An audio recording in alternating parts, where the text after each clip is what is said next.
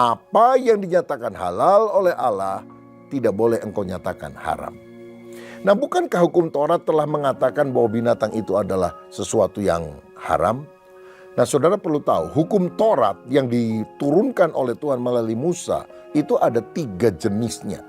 Pertama, hukum moral, yaitu 10 perintah Allah. Jangan ada di hadapanmu ilah lain, jangan membuat patung untuk disembah, dan semua yang lain ya. Jangan mencuri, jangan membunuh, jangan berzina. Nah, ini adalah hukum yang sifatnya kekal sampai akhir zaman.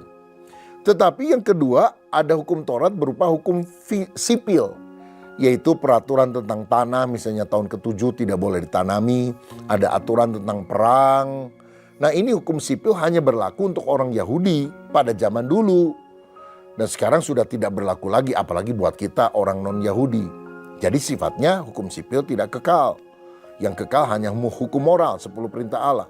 Yang ketiga yang kita bahas ini adalah hukum seremonial, yaitu tata cara ibadah. Ini juga tidak kekal. Misalnya sunatlah di dalam Alkitab, saudara-saudara. Ya, jadi dalam Perjanjian Lama kan memang tandanya orang itu murid Tuhan adalah disunat.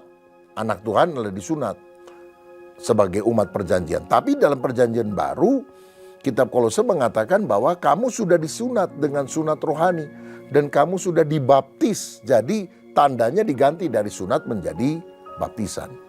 Dalam Efesus 2 ayat yang ke-15a, firman Tuhan berkata demikian. Efesus 2 ayat yang ke-15a. Sebab dengan matinya sebagai manusia, ia, Yesus, telah membatalkan hukum Taurat dengan segala perintah dan ketentuannya. Loh, yang dibatalkan oleh Yesus melalui kematiannya, hukum Taurat yang mana? Bukan 10 perintah. Jangan mencuri, jangan membunuh, jangan berzina. Nah, ini tidak dibatalkan, saudara-saudara. Masa udah percaya Yesus boleh mencuri, membunuh, berzina? Kan tidak. Tetapi hukum seremonial ini yang dibatalkan. Misalnya, orang kalau minta diampuni dosanya pada masa Perjanjian Lama harus membawa domba dan mengorbankannya di hadapan para imam. Tetapi sekarang tidak perlu karena Yesus adalah anak domba Allah yang mengangkut dosa seisi dunia. Apa yang diajarkan di dalam Perjanjian Lama itu hanya kiasan yang kemudian sudah disempurnakan di dalam pribadi Yesus.